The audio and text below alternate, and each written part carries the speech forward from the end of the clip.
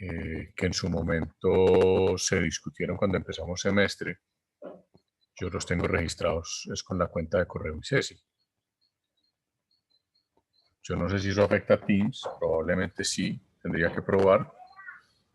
Además, los contactos institucionales que yo tengo de ustedes son con la cuenta correo.icesi, o sea, a menos que esa cuenta correo.icesi se esté redirigiendo a ustedes, que sería lo lógico, yo me quedaría sin el contacto y probablemente Moodle está en las mismas. No, sino que yo creo que la mayoría de nosotros tenemos el correo personal para que reciba también los correos de la universidad. Sí, se supone, pero se supone que la política de la universidad es no usar los correos personales para ese tipo de cosas, sino para temas como matrícula y cosas por el estilo. Se supone que para cosas académicas nosotros debemos usar los correos institucionales. No, sino que pues a uno le dan la opción dentro de los deciles, le dan la opción de que todo correo que te envíen te llega también a tu correo personal.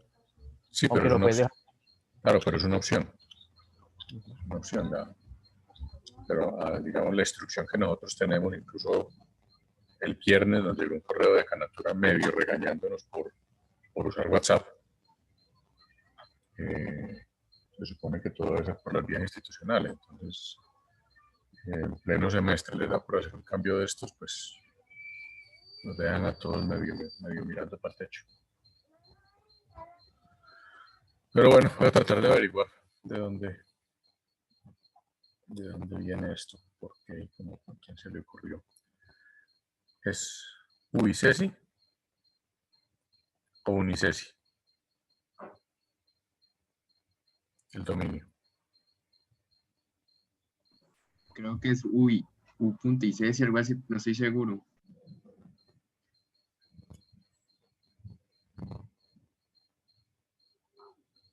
Interesante.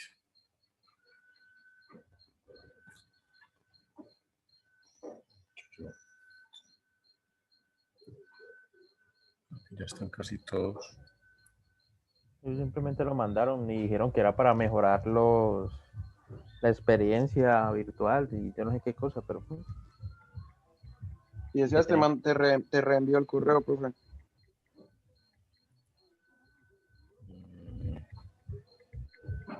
Sí, por favor.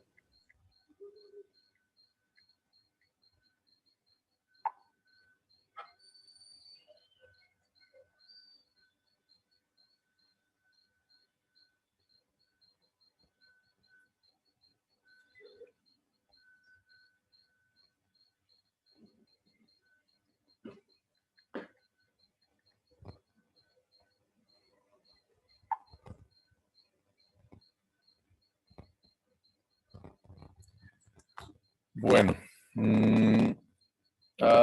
antes de empezar con la presentación de hoy, les tengo una propuesta para el próximo parcial. Si les parece bien, podemos, en lugar de hacer un parcial teórico, que yo la verdad yo no soy muy amigo de esos parciales teóricos, pero pues este curso ya estaba como configurado así. Les propongo que hagamos un pequeño proyecto, un mini proyecto, que incluiría algo parecido a lo que hemos venido haciendo con las presentaciones que ustedes han preparado, solo que en este caso lo hacemos en grupos de 2, en principio ustedes son 6.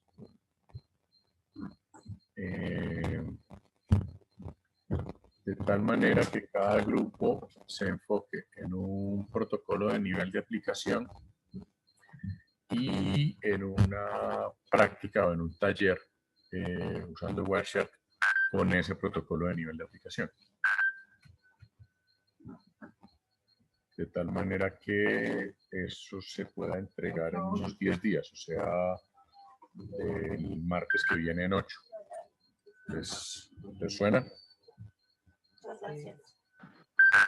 Sí, sería como, digamos, implementar un TCP o un UDP y verlo en Wireshark o... Sería serían de nivel de aplicación, o sea, sería un HTTP, Ah, dale, de dale. pronto un DNS,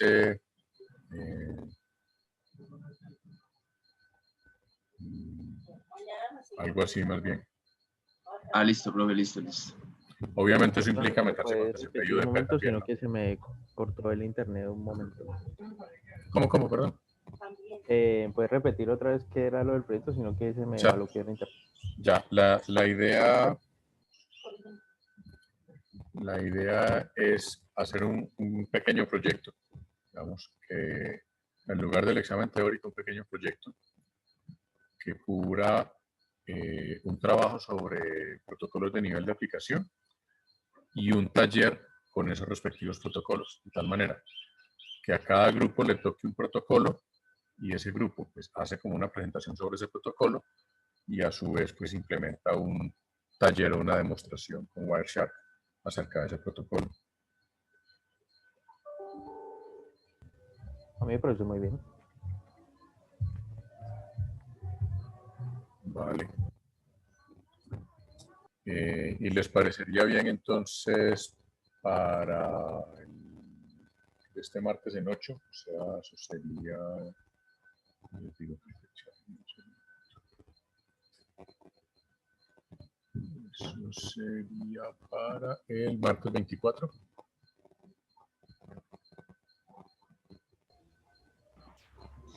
Sí. Sí, profe, Parece- pues me voy en la fecha. Si mal no recuerdo, nosotros debemos estar terminando.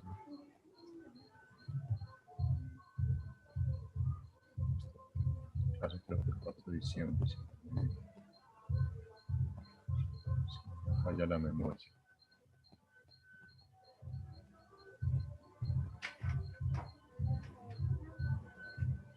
Cuando terminamos clase. Bueno, sí, claro, tendríamos, sería así el martes 24 y sí, sería en la última semana. La 24 es la última semana. La cuenta que yo tengo aquí. Y para el trabajo final, la propuesta sería implementar una serie de servicios también de nivel de aplicación que hagan uso de Quick. No sé si tuvieron oportunidad de mirar, de revisar las implementaciones de Quick. Profe, pues Deberíamos. yo estuve investigando, como que hay una página que se llama Chromium, que es donde tienen alojado como puedes obtener el código y todo eso. Vi que estaba como la mayoría de implementaciones, o por decir todas, son en Python. Entonces, pues ahí Ya. estoy como buscando.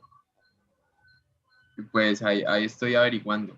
Pues lo que como que puedo averiguar. También vi un Git, que tenían como la implementación de un cliente, pero pues solo está el cliente. No encontré la del servidor.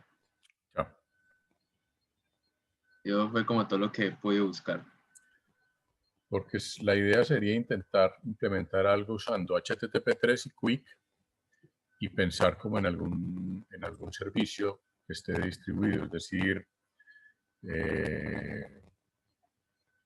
que digamos 2 personas monten los servidores en sus casas y el resto monten clientes que hagan uso de esos servidores. Incluso se me ocurría, no sé, ahí les pediría a ustedes que exploren un poquito antes de tomar una decisión. Existe algo que se llama Asterisk, no sé si ustedes lo han oído mencionar. Sí, eso no es un servidor para... Creo que no creo para qué es que era, yo solo leí. Es un servidor básicamente para voz. Bueno, ya no, anteriormente era para voz IP, ahora tiene otro montón de servicios, pero básicamente es servicios multimedia. Entonces Ya. le permite a uno montar lo que se llama un sistema de comunicaciones unificada. Y pues utiliza algunos de los protocolos pues, de los que tenemos que hablar, como SIP, como HIP, implementa algo de movilidad, en fin. Entonces se me ocurre que se podría pensar en algún servicio así utilizando Asterisk. Asterisk es código abierto. Pero digamos, o sea, les dejo esa propuesta de trabajo final para que ustedes la revisen con calma durante el fin de semana y tomemos decisiones también el martes. Entonces quedaríamos ya con el siguiente parcial, el parcial que nos falta, sería para el martes 24.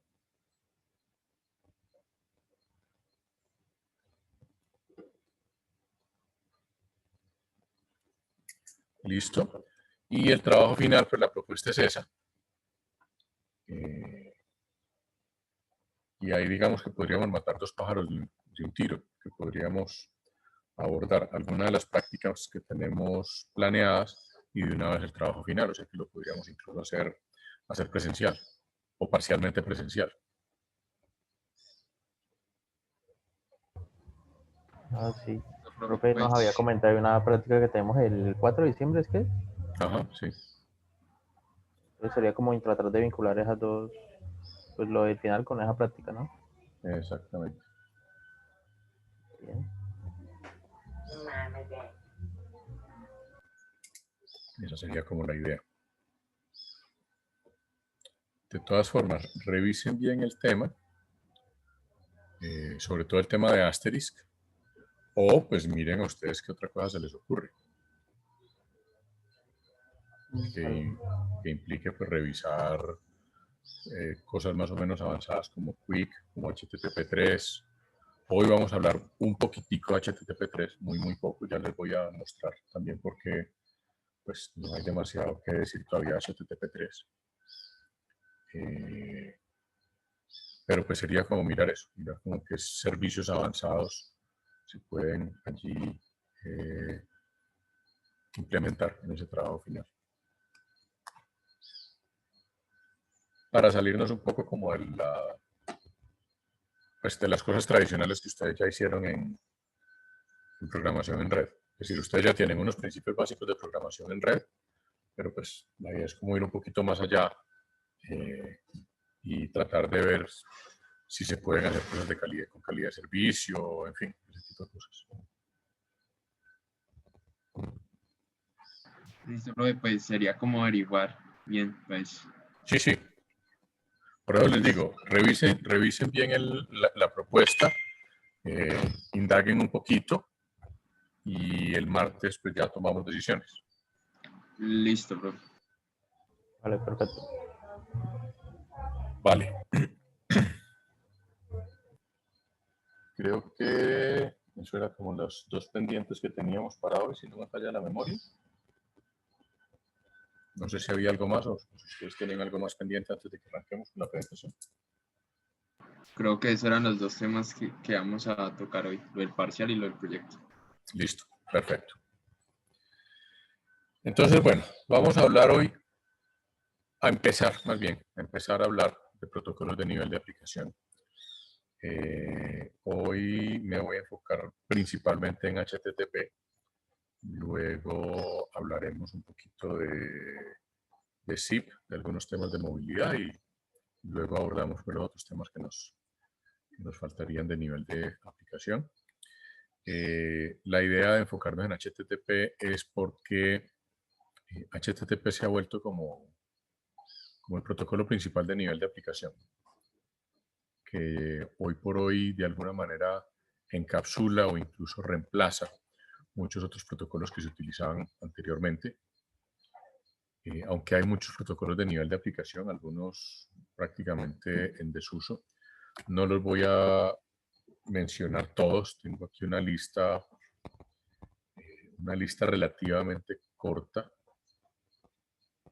Si ustedes miran la lista es muchísimo más larga. Aquí están algunos de los que todavía, mejor dicho, muchos de los que están aquí todavía se utilizan. Pero pues hay muchos otros que ya están en desuso, como por ejemplo el Gopher o el Finger, que son protocolos que fueron reemplazados. Buffer es como el abuelito de la web actual. Finger es un servicio de directorios que hoy en día se maneja sobre HTTP. Y en fin, hay otro montón de protocolos. Vamos con esta lista básica. El primero de la lista, por supuesto, pues es el HTTP, el cual ya va en la versión 3 en este momento. Digamos, fue el protocolo que se creó cuando a finales de los años 90 se creó la World Wide Web, las páginas web que para nosotros hoy en día son tan comunes. Aparecieron por allá hacia mediados de los 90 más o menos, año 94, 95 aproximadamente, por una necesidad que tenían en ese momento los físicos teóricos del CERN en Suiza de compartir información. Otro protocolo que todavía está por ahí, pero cada vez más en desuso, es el FTP. Este es uno de esos protocolos que ha sido reemplazado por HTTP. Cuando uno hoy por hoy utiliza servicios como Google Drive o como el OneDrive de Microsoft, etcétera, pues esos son repositorios de archivos que anteriormente se utilizaban exclusivamente utilizando el FTP, que es un protocolo particular. Había clientes FTP, que entre otras cosas eso es algo que desmejoró, si me preguntan a mí, porque algunos clientes FTP le permitían a uno sincronizar los archivos. Hoy en día con HTTP la mayoría de las aplicaciones no todas permiten sincronizar archivos, no todas permiten descargar múltiples archivos simultáneamente de manera fácil, pero pues por otro lado son más amigables y no necesitan un cliente aparte, en fin, pues hay unas por otras. El protocolo DNS, por supuesto, sigue en uso, que es el sistema de nombres de dominio. Fíjense que es un protocolo a nivel de aplicación. Esto es una cosa interesante porque es en principio el protocolo que se encarga de traducir los nombres de los URLs o de lo que uno escribe en un navegador, se encarga de traducirlo a direcciones IP. Eso hace que sea pues uno de los protocolos más utilizados en la Internet, pero también de los más propensos a ataques, porque digamos el atacar un DNS es una forma, por ejemplo, de generar un ataque de denegación de servicios. Esto ha hecho que al DNS se le hayan tenido que hacer muchas actualizaciones, sobre todo en los últimos 6 o 7 años, por temas de que era relativamente fácil atacar un DNS, porque la información del DNS en general no era encriptada. Luego viene algo que llama el DHCP, ese probablemente ustedes lo conocen. Hoy en día los servidores de DHCP están implementados sobre todo en pequeños dispositivos, o sea, cuando uno tiene un pequeño router en su casa o un access point de estos que uno compra en Falabella por 60.000 pesos. Todos esos bichos tienen un DHCP incorporado, que es básicamente el que le asigna a uno direcciones IP. O sea, cuando yo me conecto a una red, lo primero que hace mi computador es buscar una dirección IP. Normalmente las direcciones IP se asignan de forma dinámica. Anteriormente, hace muchos años, las direcciones IP se asignaban de forma estática. Eso hace mucho que no se hace, o si se hace en casos muy particulares. En general, los servidores, por supuesto, tienen direcciones fijas, pero los clientes, los usuarios, usualmente tienen direcciones dinámicas que se asignan en el momento en que uno prende el computador o se conecta a la red. Este DHCP también es un protocolo de nivel de aplicación que muchas veces es transparente. Fíjense que uno casi nunca se fija en que eso existe, ni siquiera se preocupa porque eso existe, salvo que le aparezca a uno algún mensaje raro en el Windows que a veces aparece. No son cada vez son menos frecuentes, pero a veces aparecen, que le diga a uno, mire, esa dirección IP suya la está utilizando otro usuario. Y usualmente, pues ahí la gente entra en pánico. Luego está el POP y el SMTP, son los dos protocolos originales de correo electrónico. El POP es el que me permite recuperar el correo electrónico, o sea, es el que utiliza el cliente de correo para traer los mensajes de correo y descargarlos al cliente de correo. Tiene esa desventaja, que una vez el cliente descarga los mensajes de correo, usualmente la mayoría de los clientes de correo tienen la instrucción de borrar los mensajes del servidor. Entonces, si a uno se le daña el disco duro, se le daña el computador, pues se perdieron los correos electrónicos. Existe la opción en los clientes de correo de decir que no borre los correos del servidor. Eso anteriormente era algo que los administradores no permitían porque se les llenaba el servidor. Hoy en día no tenemos como ese problema. Y el SMTP es el que utiliza para envío de correo electrónico. Es decir, es el protocolo mediante el cual mi cliente de correo negocia con un servidor para enviar correos electrónicos hacia otros destinatarios. ¿Por qué dos protocolos distintos? Eso es una cuestión más bien histórica de cómo funcionaba el correo electrónico en sus orígenes. Los clientes de correo electrónico que utilizamos hoy en día como Outlook y similar datan de hace relativamente poco tiempo dentro del mundo del Internet. Cuando digo poco tiempo es también de los años 90 hacia acá. Por lo tanto, pues la forma de enviar correos electrónicos anteriormente era un poco distinta y por eso se manejaban distintos protocolos para recepción y para envío. Debido pues como a ciertas falencias y ciertas características de estos dos protocolos, que aunque tienen versión encriptada en la mayoría de los proveedores de Internet, se suele trabajar con la versión no encriptada, lo cual genera algunas vulnerabilidades también.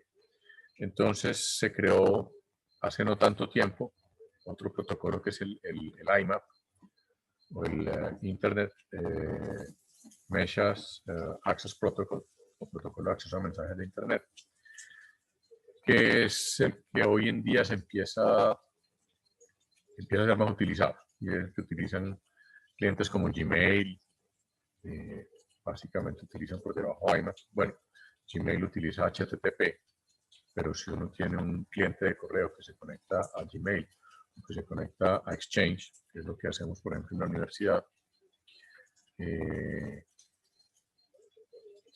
prácticamente el cliente de correo se autoconfigura, eso se hace por IMAP y eso nos permite tener el correo en la nube, que es lo que se acostumbra hoy en día. El correo lo tenemos en la nube y ya, digamos, no tenemos esa dependencia de que el correo lo tengo descargado en mi computador y yo necesito acceder a un correo, pues muchas veces no puedo. Luego viene el SSH. El SSH es la evolución de Telnet. Es una versión segura de Telnet. Telnet hoy en día se utiliza para acceder a equipos remotos, sobre todo para acceder a servidores para labores de administración. Originalmente, Telnet era el protocolo que se utilizaba en las terminales brutas. Probablemente si ustedes buscan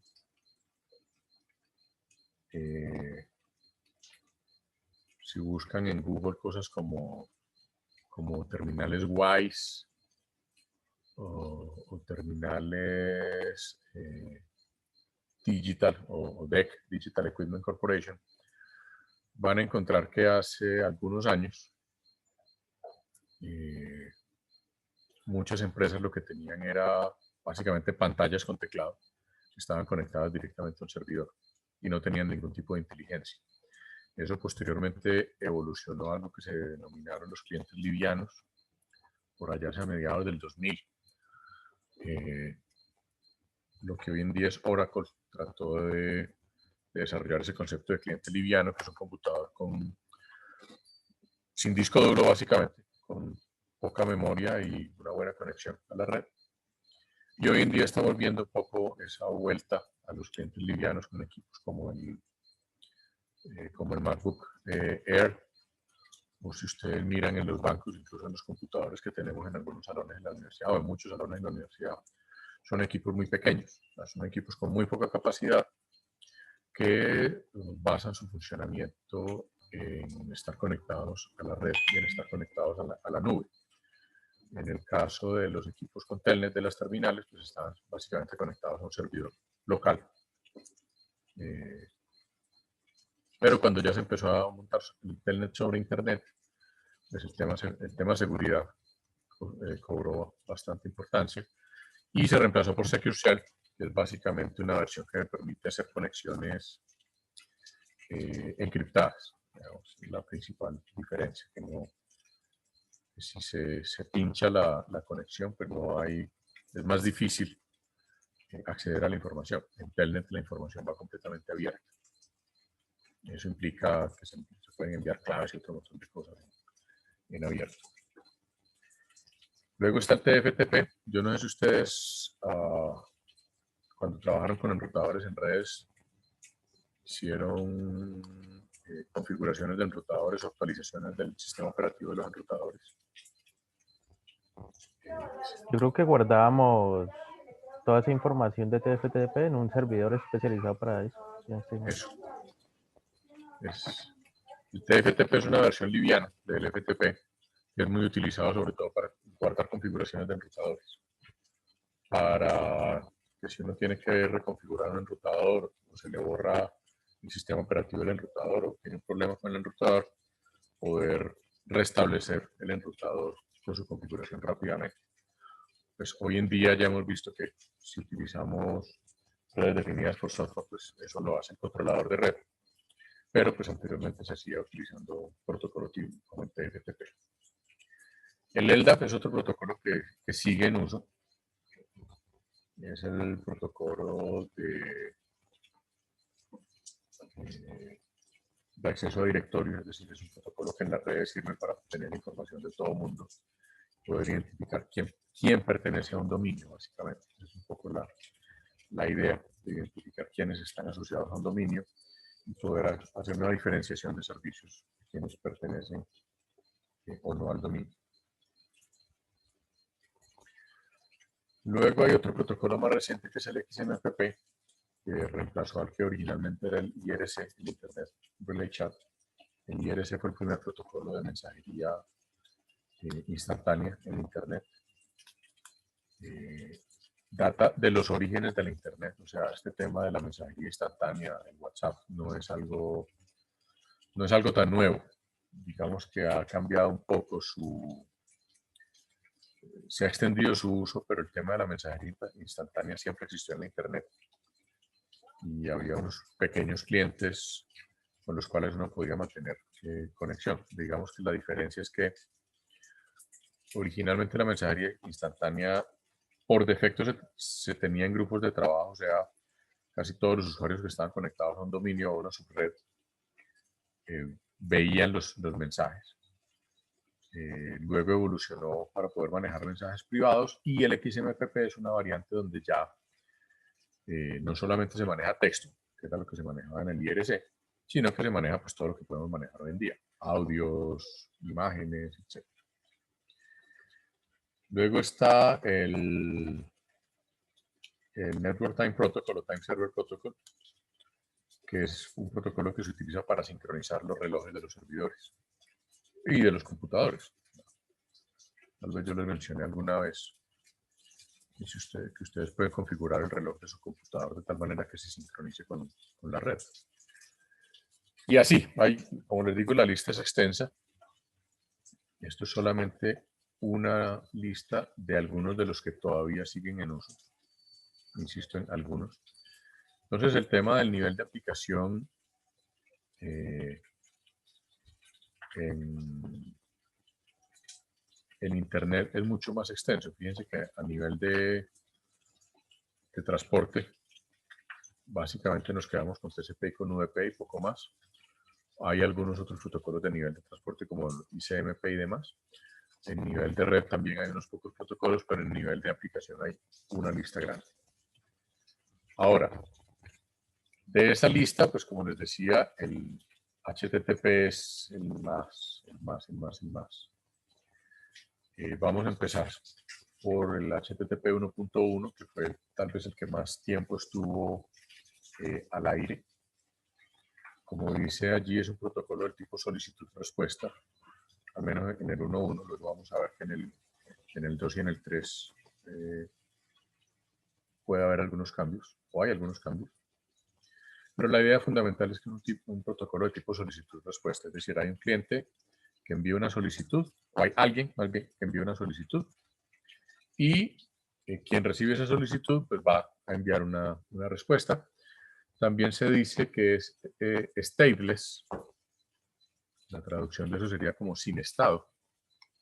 Es que no hay una traducción como muy adecuada, pero la idea de sin estado es que es un protocolo que no tiene memoria, en el sentido de que si alguien le envía una solicitud y luego le vuelve a enviar una solicitud idéntica, igual va a obtener una respuesta. Es decir, no es que ya me enviaron una solicitud, entonces ya sé que estoy conectado con este servidor y ya no más. No, simplemente envío una solicitud, recibo una respuesta y si quiero otra respuesta tengo que enviar otra solicitud. O sea, no hay como esa, no se establece necesariamente una sesión.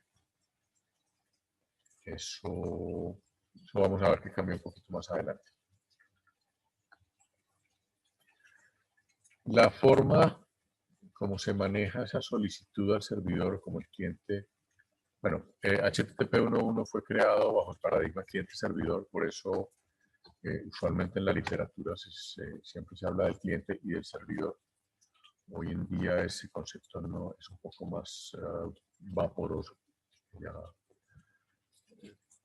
un cliente no necesariamente es un computador ni un navegador web. Hasta HTTP 1.1, digamos que se entendía en general que un cliente solía ser un navegador web. Y envía una solicitud a un servidor con algo que se llama un método de solicitud, una URI. Una URI es el Uniform Resource Identifier. Ahora hablamos un poquito más de la URI. Digamos que la URI es como el superconjunto de la URL, o dicho de otra forma, la URL es un subconjunto de lo que es una URI. Y se envía la versión del protocolo. Es decir, cuando un cliente envía una solicitud, dentro de la solicitud va la versión de HTTP que está manejando ese cliente. Y el servidor pues le debe responder idealmente con esa versión, o por lo menos con una versión que el cliente entienda. Puede ocurrir que el servidor no soporte esa versión de HTTP que el cliente le está utilizando, entonces el servidor le va a responder básicamente diciendo que soporta otra versión de HTTP, y ahí pues tratan de entenderse. Digamos, después de esa cabecera o ese encabezado que es la solicitud, va un mensaje un mensaje tipo MIME.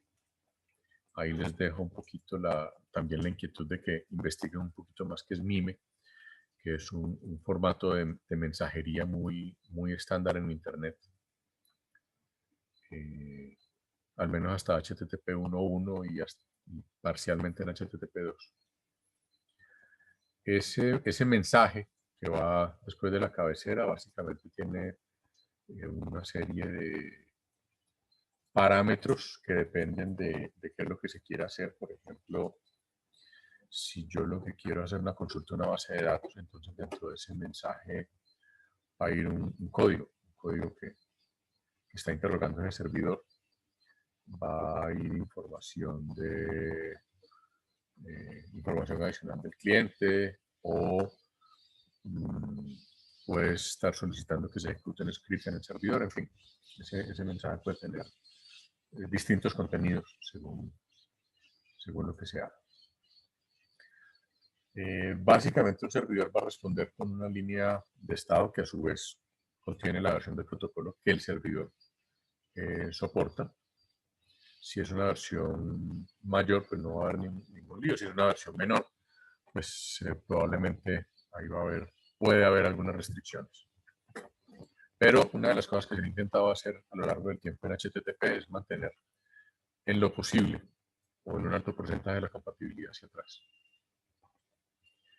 La respuesta del servidor puede ser también un código de error, el típico 404 o el típico 500 de Internal Server Error. Una de las cosas que define HTTP es una serie de códigos de respuesta. Los que empiezan por 4 son códigos, 4 y 5 son códigos de error, pero hay otros códigos de respuesta que son códigos de respuesta exitosos. Por lo tanto, pues, si el servidor envía uno de esos códigos de respuesta exitoso, pues el navegador no me los va a mostrar. Realmente el navegador solamente me muestra los códigos de error cuando el servidor le dice al navegador o al cliente en general, que no puede hacer algo, que él no soporta ese tipo de servicio, que esa página no existe, o etcétera, etcétera, etcétera.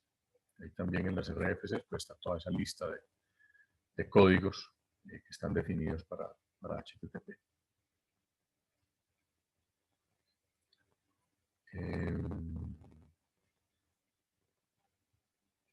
Bueno, con ese código de éxito o error, pues va a haber también un mensaje tipo MIME que va a contener la información que se le está pidiendo al servidor.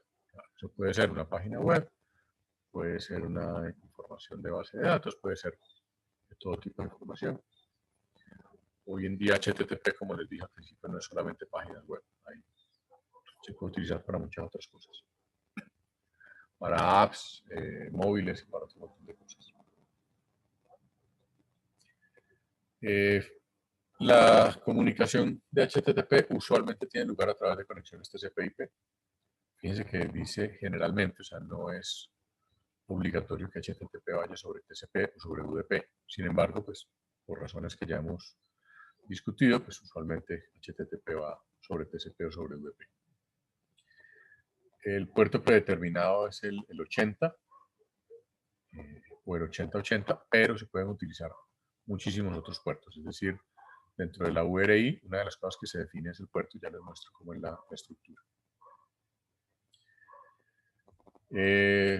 Como dice allí, pues esto no impide que HTTP se pueda utilizar sobre cualquier otro protocolo en Internet o en otro tipo de redes. Es decir, lo único que HTTP supone es que la capa de transporte es una capa confiable.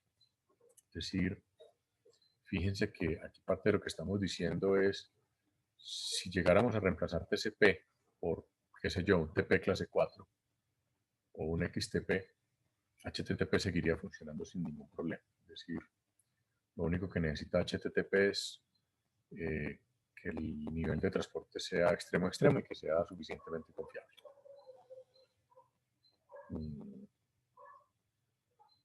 Bueno, hay toda una serie de RFCs que complementan el HTTP. En este caso, pues yo me he basado en las RFCs básicas que definen las diferentes versiones de HTTP. Por eso, pues hay un montón de cosas que si quieren profundizar, pues hay que mirar otros documentos distintos. Uno de los grandes cambios que se hizo de HTTP 1.1 con respecto a HTTP 1 era que en HTTP 1 cada una de las solicitudes de respuesta implementada implicaba una nueva conexión de TCP. Eso consume bastante memoria. Mientras que en HTTP 1.1, pues una misma conexión se puede utilizar para múltiples intercambios de solicitud-respuesta. Eso implica que me permite manejar la multiplexión de TCP hacia arriba. Recuerden que TCP puede manejar multiplexiones hacia las capas inferiores o hacia las capas superiores. Ahora, ¿cuál es el concepto del URI o el identificador uniforme de recursos que antes se decía era Universal Resource Identifier? La estructura es más o menos esta. Esta es una versión resumida de la estructura donde hay primero pues el protocolo, en este caso es HTTP, pero aquí puede ir cualquier otro protocolo, o sea, antes de los dos puntos puede ir FTP, puede ir Gopher, puede ir Telnet, etcétera, etcétera. O sea, Esto es una estructura genérica donde no necesariamente todo empieza por HTTP en un URI. O sea, el URI es utilizado por HTTP, pero no necesariamente el URI está asociado única y exclusivamente a HTTP. Las famosas dos rayitas, el nombre del host, aquí es donde viene el www o alguna vaina. En ese punto es donde entra a trabajar el DNS, que transforma este nombre de host en una dirección IP. Si uno aquí escribe la dirección IP, igual, eso funciona. El host puede ser un nombre o una dirección IP. Importante estos dos puntos y el número de puerto. Fíjense que, como decía ahora, si esto se deja vacío, o sea, si no se especifica el puerto, por defecto se asume el puerto 80. Y luego viene lo que se denomina el path, que es cuando uno pone slash y una página específica, una dirección específica. Después del path puede haber un query, es decir, el signo de interrogación, que es obligatorio, y aquí puede haber un query, es decir, aquí es donde yo puedo interrogar un script del servidor usando PHP, utilizando Java, utilizando JavaScript, utilizando formato CGI con Perl o con algún otro lenguaje de Internet, o con Python, etcétera, etcétera, etcétera. Es decir, aquí en este query yo puedo utilizar diferentes herramientas de acuerdo a las capacidades o al servicio, lo que yo esté consultando en el servidor. Esta es la forma más genérica del URI. Fíjense que aquí viene el esquema, que es como yo les decía, esto puede ser HTTP, HTTPS, LDAP, Mail to, News, Telnet, FTP, etcétera. Los dos puntos. Fíjense que yo no necesariamente, o sea, yo me puedo ir por acá y especificar un path, una ruta, como en este ejemplo de abajo, que es un número telefónico. Fíjense que el concepto de URI me permite incluso ir directamente a un número telefónico.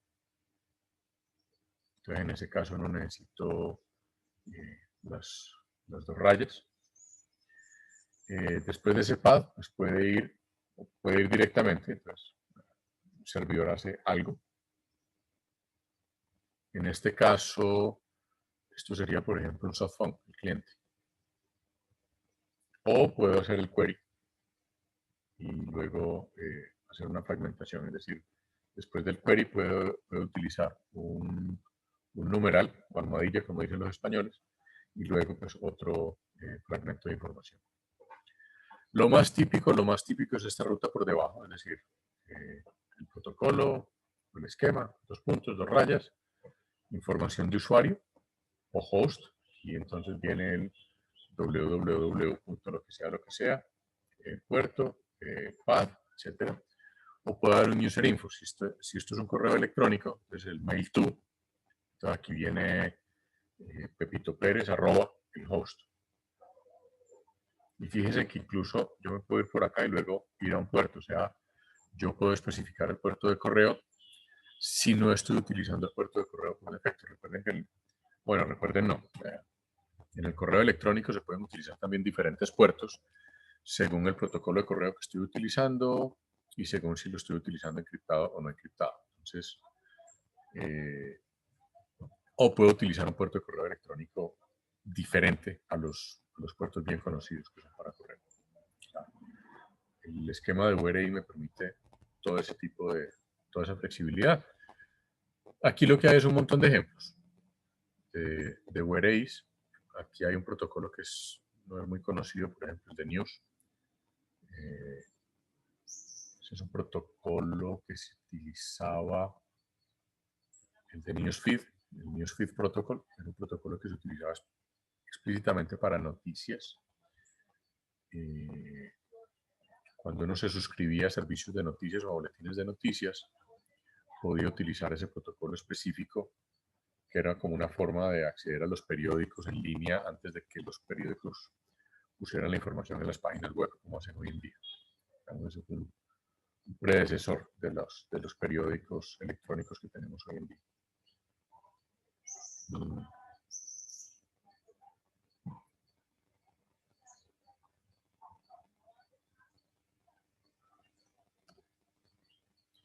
Bueno, dentro del concepto de HTTP hay algo que denominan los agentes, y ahí es donde viene como el gran cambio. Digamos, con HTTP 1 ya se empezó a pensar en los agentes.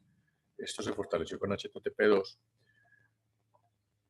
Pero cuando empezamos a hablar de agentes ya nos desligamos completamente de una página web y empezamos a hablar de agentes como cualquier dispositivo que esté conectado a la red y que haga uso del HTTP. Entonces eso puede ser hoy en día electrodomésticos, si hablamos de casas inteligentes. Los televisores, los Smart TVs, por ejemplo, son típicos agentes HTTP. Básculas electrónicas conectadas a la Internet. En general, sistemas de instrumentación, si hablamos de Industria 4.0. Scripts de actualización de firmware. Aplicaciones móviles. Y en general cualquier dispositivo de comunicación que pueda conectarse a la red y requerir algún servicio.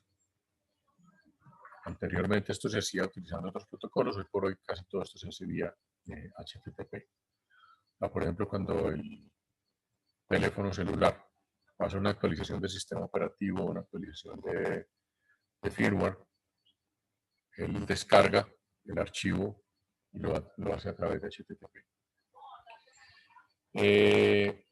También estábamos acostumbrados a que los servidores HTTP pues eran como servidores web o servidores corporativos con aplicaciones muy sofisticadas. Hoy en día un servidor HTTP puede ser un gateway al que yo me conecto en la casa para controlar los dispositivos. O sea, si ustedes ponen un sistema tipo Alexa, por ejemplo, para controlar la iluminación de la casa y esos bichos, el gateway de Alexa o el dispositivo de Alexa que controla todo es básicamente un servidor HTTP que se comunica con los bombillos o con la nevera o con cualquier bicho que yo tenga en la casa a través de HTTP. Lo mismo los robots, bueno, los feeds de noticias que siguen existiendo, que ya no son tan utilizados. Las fotomultas también, básicamente son sistemas HTTP, en este caso, que envían la información al tránsito. Todas estas plataformas de Public, aquí en Colombia, estos anuncios electrónicos, que me permiten a mí, por ejemplo, cambiar dinámicamente el tipo de anuncio que estoy poniendo. Y por supuesto las plataformas de video como Netflix, Hulu, Amazon Prime, HBO, etcétera, etcétera. O sea,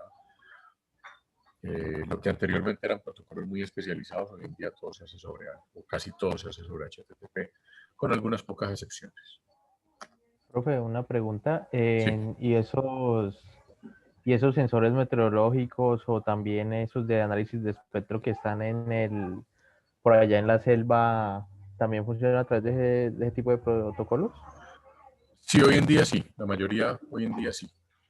Muchos incluso tienen un pequeño servidor HTTP incorporado que me permite a mí reconfigurarlo, programarlo y cosas por el estilo. Eso hace 5 años era bastante más complejo. Hoy en día yo puedo montar un servidor HTTP incluso sobre un Raspberry sobradísimo, pero lo puedo hacer incluso sobre un Arduino. El Arduino me da la opción de montar un pequeño servidor HTTP. Sí, porque pues la Raspberry Pi ya eso es un computador. Sí. Sí, pero un Arduino que es mucho más pequeño me permite montar un pequeño servidor HTTP con servicios para instrumentación y ese tipo de cosas en lugares remotos. Incluso funcionando con batería durante suficiente tiempo, con suficiente autonomía. Sí, porque pues para ese tipo de sistemas yo creo que anteriormente era muy complejo. Sobre todo para si llegaba a necesitar soporte, pues se perdía el equipo, imagino. Si llegaba a necesitar soporte, tocaba ir a buscarlo. Sí. Lejísimo. Hoy en día casi todo se puede hacer remotamente.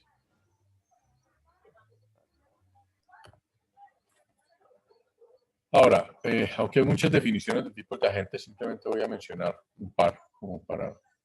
en la RFC está toda la lista completa de todas las definiciones. Pero básicamente algunos de estos agentes pueden ser un proxy, que es como lo más conocido, es un sistema de reenvío de mensajes, que sirve, entre otras cosas, también como caché. Es decir, un proxy en parte lo que hace es tratar como de reducir el consumo de Internet hacia el exterior. Entonces un proxy sirve también como un caché de información donde yo puedo empezar a cargar información muy rápidamente mientras ese proxy a su vez se comunica con el servidor principal para terminar de traer la información. Entonces, bueno, hay distintos tipos de proxy, pero básicamente la función principal es reenvío de mensajes. Lo que se denomina un gateway, y aquí no estamos hablando de gateway desde el concepto de conectividad, sino desde el concepto de nivel de aplicación. También se les denomina proxy inverso, que se complementa con el proxy en el sentido de que pues, hace como servidor de origen para la conexión saliente, es decir, de alguna manera pone una barrera entre el usuario final y la Internet. Eso se hace en muchas redes corporativas, se hace en casi todos los operadores de Internet suelen tener proxies sobre todo para reducir el consumo de capacidad hacia la Internet. En algunos casos, como dice este último párrafo, se utilizan para encapsular servicios de información, bien sea heredados o que no son de confianza, de tal manera que sirvan, como les decía, de acelerador o también de filtro. No, digamos, hay una función de gateway que a veces se implementa en los firewalls. Por eso creo que les mencioné hace unas cuantas semanas que hoy en día los firewalls son dispositivos de nivel de aplicación porque también sirven de filtros. Sirven para filtrar no solamente direcciones IP, sino para filtrar ciertas direcciones, de tal manera que estos gateways también me sirven para filtrar la información a la que tienen acceso los usuarios. Eso es muy típico en las empresas. Por ejemplo, en Valle del Lili no se puede acceder a YouTube, por ejemplo, ni a Facebook. Eso se hace a través de un gateway o de un proxy inverso, que es el que me permite controlar ese tipo de accesos o filtrar ese tipo de accesos, o en algunos casos simple y llanamente limitar ese acceso a ciertos usuarios. También me pueden servir estos gateways inversos o estos proxies inversos para hacer balance de carga entre servicios HTTP. Yo puedo tener un proxy que lo que haga es balanceo de carga entre varios servidores. Hay servicios como Akamai, por ejemplo, que implementan esto de manera muy sofisticada. De tal manera que cuando uno está viendo ciertas páginas o descargando información de ciertos servidores, no necesariamente está conectado al servidor principal, sino que puede estar conectado incluso simultáneamente a distintas máquinas. Lo que dice el estándar es que un cliente debe enviar una solicitud de versión igual a la versión más alta de la que el cliente soporte o con la que el cliente esté conforme, y cuya versión principal no sea superior a la versión más alta admitida por el servidor, si es que se conoce esa versión. Ahí es donde viene ese intercambio de mensajes, donde hay un mensaje que es el 500, una respuesta, perdón, del servidor, que es el 505, donde el servidor le puede decir al cliente, versión HTTP no admitida. En ese caso, el cliente lo que puede hacer es usar una versión HTTP más baja. ¿Ya? Entonces, hay dos formas de hacer ese intercambio. El cliente envía la solicitud pues dice cuál es su versión de HTTP, y el servidor le puede o enviar una respuesta donde le diga, mire, el HTTP que yo soporto es este. La idea es que esa versión sea menor o igual a la de la solicitud, es decir, si yo recibo una solicitud diciéndome HTTP 1.1, pues el servidor debe responder con un HTTP 1.1 idealmente, o puede responder con una versión HTTP 1 perfectamente. Lo que no debería ocurrir es que el servidor diga, yo soporto HTTP 2, así que de malas. Bueno, sí, el 505 es un mensaje de ese estilo, pero digamos que si el servidor soporta versiones inferiores, pues el servidor debe enviar esa respuesta inferior. Por eso, bueno, aquí hay un tema de lenguaje. Esta documentación es sacada de los RFCs. Por esa razón, está esto en mayúsculas. En inglés hay un should, que es como este debe, o not should, que es el no debe. En algunos RFCs se utiliza el must, que es el tiene. Es decir, este debe no necesariamente es mandatorio, digamos, es deseable, es ideal, pero no es obligatorio. Cuando se utiliza el must, sí es obligatorio. Eso es un tema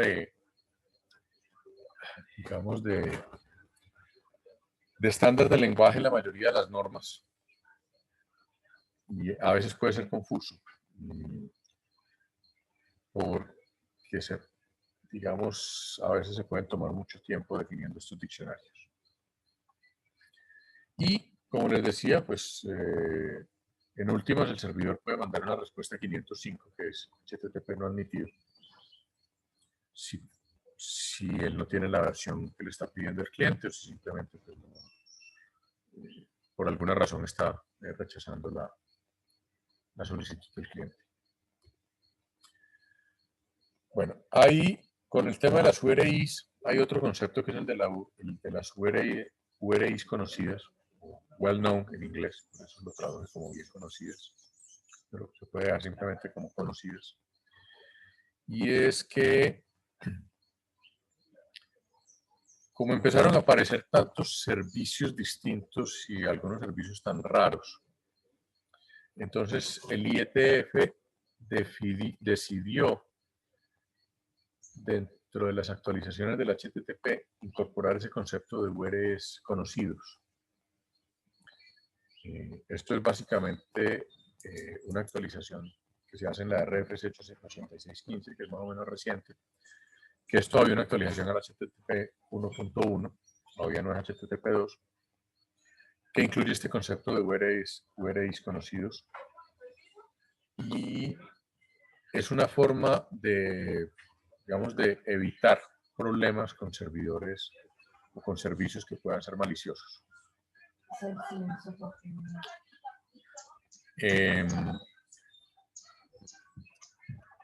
Básicamente lo que especifica el concepto de URI bien conocido, que se define en este RFC en el 3986, es que como parte de la ruta debe incluir esto que dice aquí, well known, con el punto iniciando. Y hay una lista de esos URI bien conocidos que ya está definida en el registro de nombres de Internet, en el IANA. Ustedes lo pueden consultar ahí, hay una lista relativamente grande. Algunos de estos URLs bien conocidos que están en el IANA son permanentes, otros son temporales. Y yo puedo solicitar, por alguna razón, que me den un URI bien conocido, un URI conocido, y eso se le solicita a la IANA. O sea, si quiero tener un servidor con alguna particularidad o con algún tipo de, digamos, de restricciones. Entonces, en este caso, en este ejemplo que da ahí el RFC, digamos, una página web normal sería esto, ejemplo.com, y ya está. Lo que seguiría por defecto aquí sería el index.html. En este caso, yo estoy agregando a esta página o a este URI el well known y luego la aplicación ejemplo. Entonces, de esa forma, pues trato como de asegurarme algún tema. Bueno, en general el encabezado de HTTP tiene más o menos esta forma como está allí. Hay una línea de inicio, hay un campo de encabezado, hay un carrier return y luego viene el cuerpo de mensaje. Hay una serie de códigos que se utilizan en los RFCs. Uno de ellos es el SP, que está aquí abajo, que es espacio. Acuérdense que todo lo que uno hace en un teclado computador queda representado en un código ASCII. Entonces, aquí lo que especifican es, aquí lo que va a ser el código ASCII que corresponde a un enter, básicamente. CRLF es básicamente un enter. Y luego sí viene el cuerpo del mensaje. Y la respuesta, pues tiene una línea de estado, la versión de HTTP que soporta, un código de estado, que puede ser un código tipo 400, o 500, o 300, etcétera, etcétera. Y luego, pues una frase. Normalmente, fíjense que cuando a uno le aparece un mensaje 404, page not found, el page not found es esto que denominan el reason phrase. Con el código podría ser suficiente, pero se acostumbra pues poner un mensaje y eso me permite, por ejemplo, pues poner un mensaje personalizado que le dice a uno, esta página no está disponible, por favor, redirígete al home o cosas por el estilo. Pero pues el por defecto es page not found. Y luego pues viene un enter.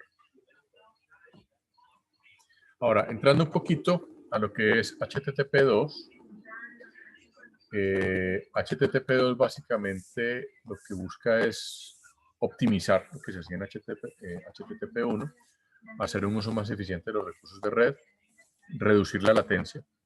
Lo que se hace, entre otras, es comprimir el encabezado y además permitir múltiples conexiones, múltiples intercambios, múltiples flujos en la misma conexión. Fíjense que ahí nos vamos acercando a algunas de las cosas que ya hablamos con Quick la semana pasada, la clase pasada. Y eso es uno de los cambios que se hace. Pero originalmente, como HTTP2 estaba pensado para funcionar sobre TCP y no sobre Quick, entonces una de las cosas que permite HTTP2 es múltiples flujos sobre la misma conexión. Fíjense que HTTP1 me permite manejar múltiples conexiones, pero no múltiples flujos sobre una conexión. O sea, HTTP1, por cada solicitud de una conexión, HTTP2, múltiples conexiones simultáneas sobre la misma solicitud. HTTP2 ya me permite sobre la misma conexión HTTP, sobre el mismo handshake HTTP, tener múltiples flujos. También se introduce una cosa que se llama el push, el servicio push, que es lo que se denomina en español envío no solicitado de los servidores a los clientes. Es decir, en HTTP2 no es absolutamente necesario un request para que haya un response. Eso se denomina un push, es decir, un servidor le puede mandar a uno cosas sin que yo explícitamente lo esté solicitando. Ese es el caso típico de los ads, de los avisitos, la publicidad que le aparece a uno en las aplicaciones móviles, en algunas páginas web, etc.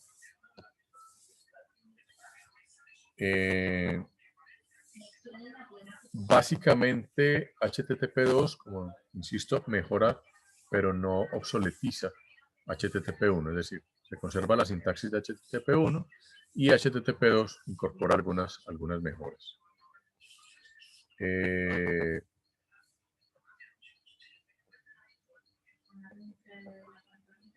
Básicamente, la razón de este cambio es que HTTP1 pues, tiene un impacto negativo en el rendimiento de TCP, por la forma como maneja las conexiones TCP.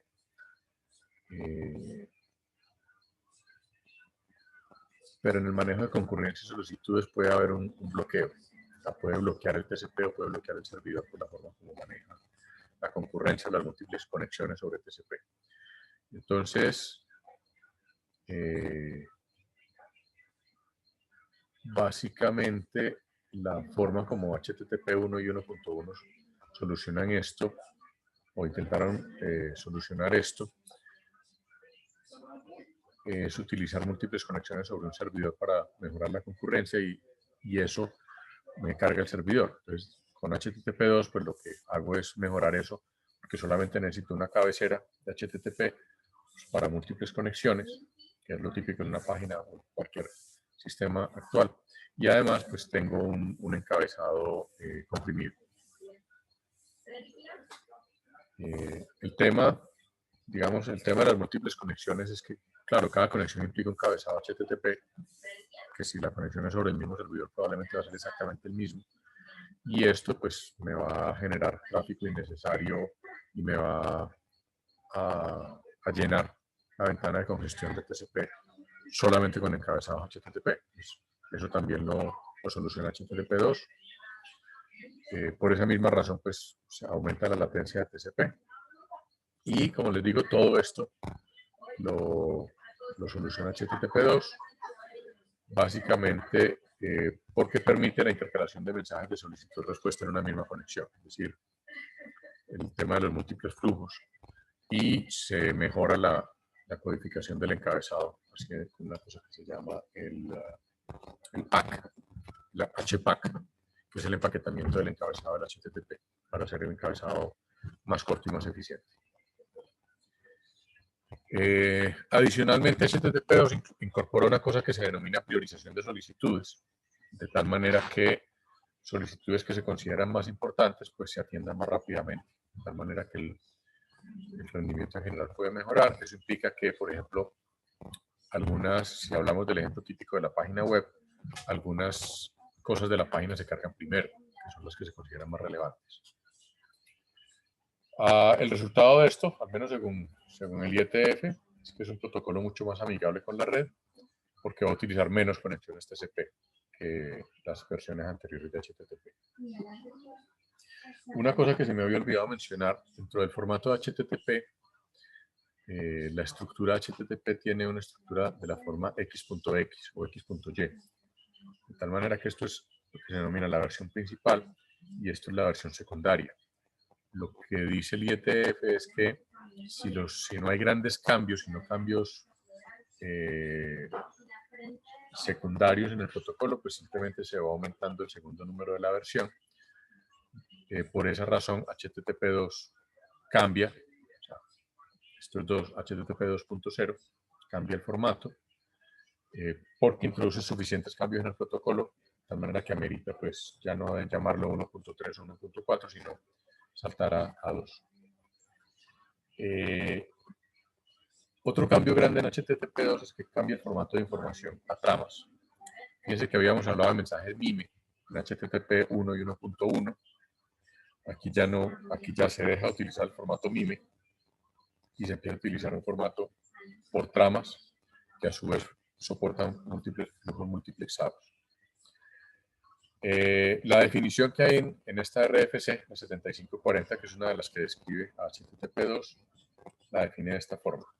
Es la unidad de comunicación más pequeña dentro de la conexión HTTP2, que consta de un encabezado y una secuencia de longitud variable de octetos estructurados según el tipo de trama. Es decir, cambia completamente el formato de mensaje y esto es fundamentalmente lo que hizo que se cambiara la nomenclatura a HTTP2.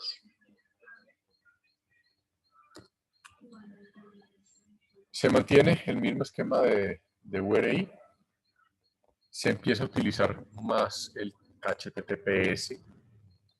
Aquí también hay una evolución. Originalmente en HTTPS se utilizaba un protocolo que era el SSL, luego se empezó a utilizar el TLS1, hoy en día estamos en TLS 1.2, o sea, en HTTP2, usualmente HTTP2 está asociado a TLS 1.2 y ya está en vigencia también el TLS 1.3, ahorita hablamos de eso. Los puertos predeterminados son los mismos, el 80 para el HTTP normal y el 443 para el HTTPS. Hay dos identificadores en la cadena HTTP2.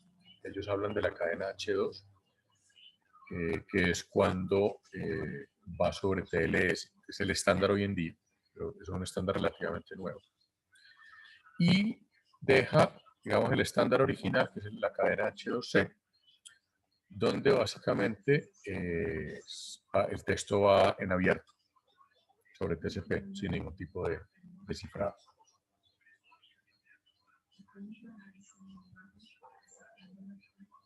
Estos identificadores básicamente pues, se utilizan en los campos de encabezado donde vaya HTTP2 sobre TCP. Y aquí también hay una pequeña observación y es, estos encabezados se utilizan particularmente cuando se utiliza HTTP2 sobre TCP, pero cuando se utiliza sobre QUIC hay algunos cambios al respecto también. TLS. TLS viene siendo otro protocolo de nivel de aplicación. En este caso, cuando nosotros utilizamos HTTPS en una descripción de una página web, no estamos diciendo que estamos utilizando una versión diferente de HTTP. Lo que estamos diciendo es que HTTP en ese momento va encriptado sobre el protocolo TLS.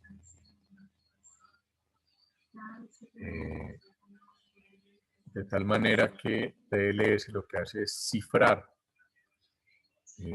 todo lo que le manda, todo lo que tiene de HTTP. De tal manera que la idea de TLS es mejorar la seguridad y evitar o reducir al mínimo todo lo que implica escucha, manipulación o falsificación de mensajes. Por eso, no sé si les ha pasado alguna vez que abren una página en Firefox y Firefox saca un mensaje grandote así en rojo que dice esta página no es segura, abandonar, etcétera. Y muchas veces ese mensaje de Firefox, cuando uno mira pues como la información completa de Firefox, puede ser que el certificado de seguridad está vencido, que el certificado de seguridad no lo ha emitido una entidad emisora de confianza, etc. Una de las cosas que implementa TLS es lo que se denomina el certificado de seguridad. Ya en la siguiente diapositiva hablamos un poquito de eso. Y el certificado de seguridad normalmente lo debe emitir una autoridad o una entidad autorizada. Es posible emitir certificados de seguridad desde un servidor, es decir, yo puedo en mi servidor emitir un certificado de seguridad mío, que no lo vale ninguna autoridad, pero pues eso me puede generar algunos tipos de problemas. Eso se hace para pilotos y para ese tipo de cosas donde pues, no estoy dispuesto a pagar lo que me cobra una autoridad certificadora de estas, pues por emitirme el certificado de seguridad. Obviamente, si nosotros vamos a ir a la página de un banco o algo por el estilo, pues no lo primero que busco es quién es el emisor de ese certificado de seguridad. Porque por supuesto yo puedo hacer una página de banco falsa con certificado de seguridad, pero pues si no es una autoridad certificadora de las confiables, pues ya uno puede sospechar. Si uno se para sobre el candadito en el navegador, pues puede ver esa información. Pues, me imagino que ya lo han hecho también. El TLS básicamente tiene como dos capas. Fíjense que es nivel de aplicación, pero a su vez tiene dos capas. Si le agregamos HTTP, pues serían 3 capas. Algo que se llama el TLS Record Protocol y el Handshake Protocol. El Record Protocol, que es lo que se considera el nivel más bajo, es el que interactúa directamente con el TCP o con el protocolo de transporte. Y allí aparece también el Record Protocol, el protocolo de registro. Y encima de eso, pues el Handshake Protocol es el que inicialmente negocia con HTTP para luego empezar a encapsular las tramas de HTTP. TLS tiene una ventaja y es que es independiente del protocolo de aplicación, es decir, aunque fue pensado principalmente para HTTP, lo diseñaron de tal forma que no dependiera de HTTP, es decir, que sobre TLS puede ir otro protocolo de nivel de aplicación, puede ir ZIP, puede ir cualquier otro, no necesariamente HTTP. Y, digamos, para los protocolos de nivel superior, el estar montado sobre TLS es absolutamente transparente. Ahora, hay un detalle y es que TLS no especifica cómo los protocolos de nivel superior le agregan seguridad o cómo negocian la seguridad con TLS. Eso está completamente abierto. de tal manera que quienes implementan TLS son como a los que se les deja abierto el cómo lo hacen, cómo interpretar esos certificados que les mencioné hace un momentico, y demás. Eso es un tema, no es que no esté regulado, simplemente TLS no lo regula. Pero hay otras autoridades que suelen regular eso. Aquí en Colombia, por ejemplo, el tema de cuáles son los certificados o cómo se manejan los certificados en el sistema financiero, eso está regulado por la Superintendencia Financiera. Entonces, ahí no es que los bancos puedan hacer lo que quieran, sino que deben regirse por algunas normas básicas de la Superintendencia. En cuanto al cifrado, hay básicamente 5 operaciones de cifrado, 5 operaciones criptográficas. Uno es la firma digital, que es ese es parte del certificado, o sea, todos los certificados deben tener una firma digital que se verifica. Luego lo que se llama un cifrado de flujo o un hash. Luego un cifrado en bloque, que utiliza normalmente un protocolo de cifrado tipo AES. Hoy en día, si no estoy mal, se está utilizando el AES 512 por defecto. Luego se utiliza otra cosa que se llama el AEAD, un cifrado autenticado con cifrado con datos adicionales. Y un cifrado de clave pública, que siguen siendo los mecanismos de cifrado más seguros y están asociados pues, a ese certificado. O sea, la firma digital y el cifrado de clave pública normalmente van de la mano, porque es la autoridad certificadora la que genera la clave pública con la que deben trabajar quienes utilizan ese certificado. Ahora, esas formas de cifrado, formalmente la documentación de TLS se denomina firma digital, cifrado en flujo, cifrado en bloque, cifrado AEAD y cifrado con clave pública. Eso significa que una página cifrada pues tiene básicamente 5 tipos de cifrado diferentes, lo cual lo hace pues un poco más difícil de romper esa seguridad. Para cada flujo que se encripta, que se cifra, va a haber una designación que se antepone, una palabra clave que se antepone al tipo de campo. Y esas claves criptográficas que se utilizan están asociadas a la sesión. Es decir, una de las cosas aquí es que cada sesión que yo abro en HTTPS me implica una serie de claves particulares. No utilizo las mismas claves para múltiples sesiones.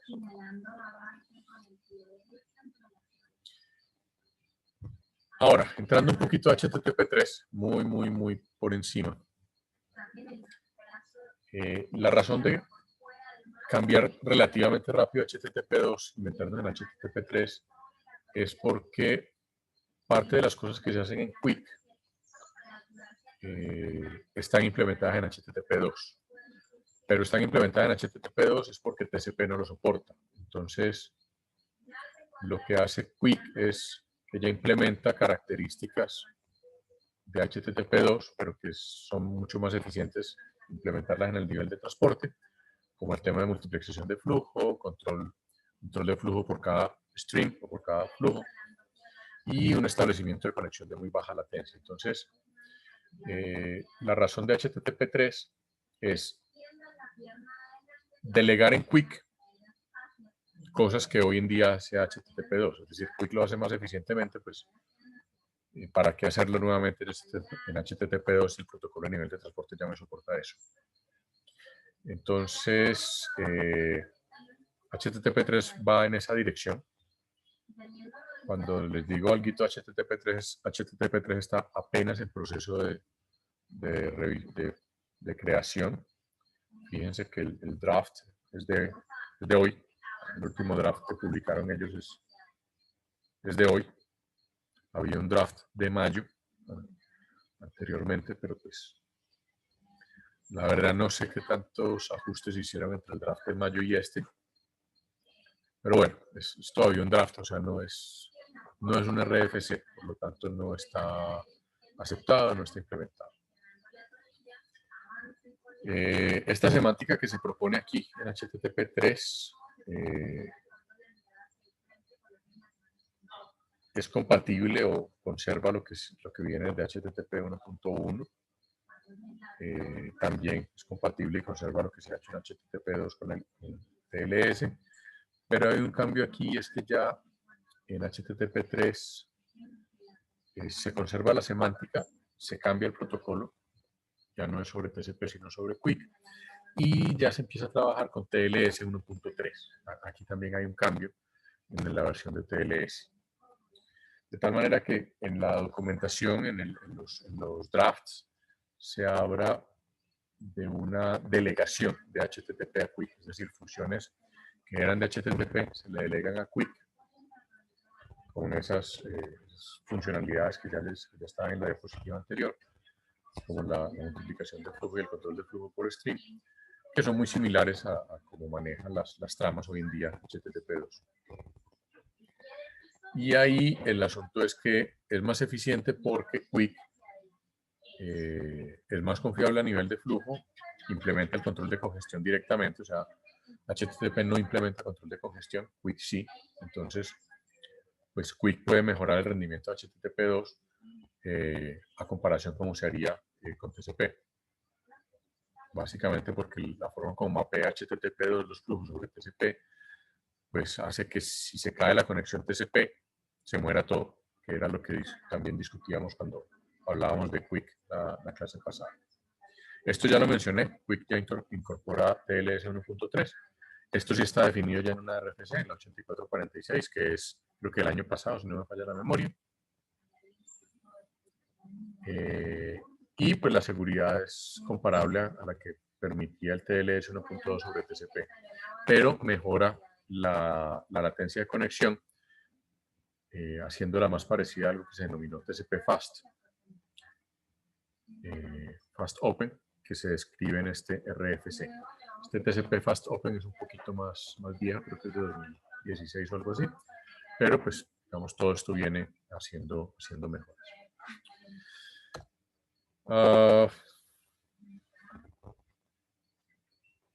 Bueno, aquí se mantiene algo similar a HTTP2 en cuanto a manejo de tramas. Se cambia también la forma de comprimir el encabezado. HTTP2 utilizaba HPACK. Aquí en HTTP3 se reemplaza HPACK con algo que llama QPACK. También es un draft reciente, también es desde este mes. QPACK ya está bastante más maduro, o sea, probablemente QPACK se convierte en RFC de aquí a final de año, muy probablemente. Pero QPACK tiene una particularidad, es que utiliza estos flujos unidireccionales para mirar lo que se denomina la tabla de campo.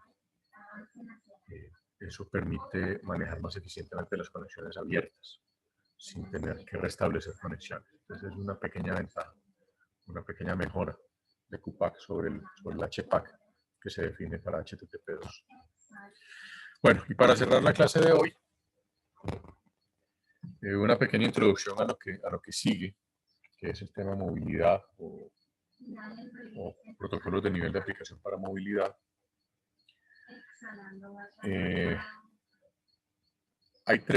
Cuando se habla de movilidad hay tres conceptos básicos. Uno es el concepto de dispositivo móvil como tal, dispositivo nómada y dispositivo fijo.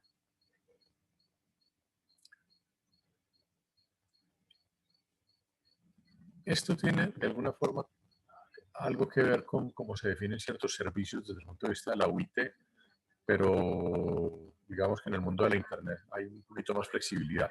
En el mundo de la UIT hay unas cosas un poquito exóticas. Aquí se define movilidad es porque la conexión se mantiene, es decir, cuando la red soporta movilidad y yo tengo una conexión activa, llámese una llamada de voz o lo que sea, o un video, cuando yo cambio de una red a otra, o de una área de servicio a otra, o de un access point a otro, o de una celda a otra, se hace lo que se denomina un proceso de traspaso o de handoff o handover, dependiendo de si utilizamos el término gringo o británico. Y ese traspaso hace que la conexión desde el punto de vista de usuario se mantenga, o sea, para el usuario es imperceptible ese cambio. Mientras que cuando hablamos de un dispositivo nómada, el dispositivo nómada, cuando hace ese mismo cambio, no se hace un traspaso, sino que se hace una desconexión y reconexión. Esto implica que el usuario, por un lado, puede percibir efectivamente el cambio, y por otro lado, si es un servicio multimedia, llamado video, probablemente hay una interrupción en el servicio mientras se establece la reconexión. Hay algunos protocolos de nivel de aplicación que lo que tratan de hacer es evitar que el usuario perciba ese cambio aún en un servicio nómada. Y eso implica también una serie de protocolos de enrutamiento, de los que no hay campo en este curso desafortunadamente, que me permiten manejar tanto la movilidad como ese nomadismo, de tal manera que el nivel de aplicación no se entere que eso está ocurriendo por debajo. Entonces es una combinación, o es un tema que lo puedo solucionar en el nivel de aplicación o lo puedo solucionar en niveles bajos. Si estoy hablando de movilidad, usualmente la movilidad se suele resolver en el nivel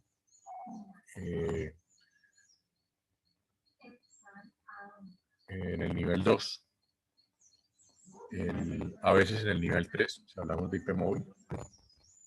Si el sistema es nómada, usualmente el tema de los traspasos o del manejo del establecimiento, del mantenimiento de la conexión, lo soluciona el nivel de aplicación. Incluso el Session Initiation Protocol es un protocolo muy particular porque de alguna manera lo que hace es que implementa capa de sesión en una arquitectura TCP/IP. Y eso es un poquito exótico, pero básicamente TCP/IP permite eso, que yo tenga un manejador de sesión en el nivel de aplicación. Y un servicio fijo, pero un servicio que, como su nombre lo indica, pues no hay cambios de red, por lo tanto pues no se necesita como hacer ese manejo.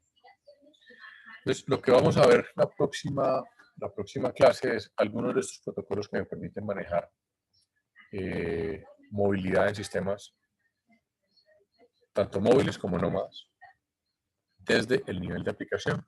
Probablemente hagamos referencia a algo de movilidad en IP o algo de IP móvil, pero pues principalmente pues vamos a hablar en el nivel de aplicación y cómo, digamos, HTTP sigue permitiéndome manejar esa movilidad en este tipo de cosas.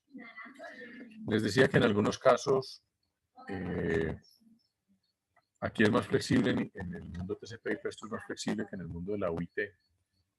Es porque el concepto de UIT, el servicio fijo, hace referencia a unas características de las estaciones de usuario, que en algunos casos no tienen mucho sentido, además una definición formal reglamentaria que otra cosa, y hay un caso muy particular hoy en día que llaman los eSIMs, que son las estaciones terrestres en movimientos que pertenecen al servicio fijo pero se mueven. Entonces, en Internet ha pasado algo parecido, pero digamos se han buscado maneras más flexibles de solucionarlo. Bueno, y con eso termino por hoy. No sé si hay alguna pregunta, duda. Profe, de pronto un ejemplo de lo de nómada. La red Wi-Fi es el caso más típico de nómada. Eso es como cuando uno se pasa de la red de 2.4 a la de 5, que el computador es como que si está viendo un video recarga la página y todo eso. Sí, o en ICESI, por ejemplo, que aunque estés bajo el mismo nombre de red, el mismo SSID, cuando cambias de una zona a otra y cambias de access point, también se te puede reiniciar el video. Por lo menos se te detiene un momentico, mientras él restablece todas las conexiones. Los móviles sí son las redes celulares normalitas. Las redes celulares normalitas. Vale. Bueno, ahí en la carpeta de presentaciones ya está esta presentación de hoy. Está la presentación de la semana pasada. Hay unas pequeñas simulaciones sobre DNS. Hay algunas guías de laboratorio que tienen que ver pues, con lo que les hablaba ahora del mini proyecto. Estas son basadas pues, en el libro de Currous, pero pues, la idea es que tratemos de hacerle alguna adaptación.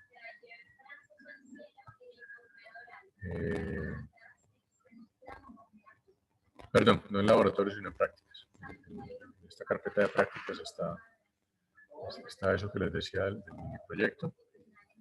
Y pues tengo todavía que ajustar algunas cosas para lo de la que hablamos ahora de la siguiente del mini proyecto. Pero bueno, ahí ya está. Hay algunos documentos apenas, me faltan algunos. Les voy a subir las RFCs.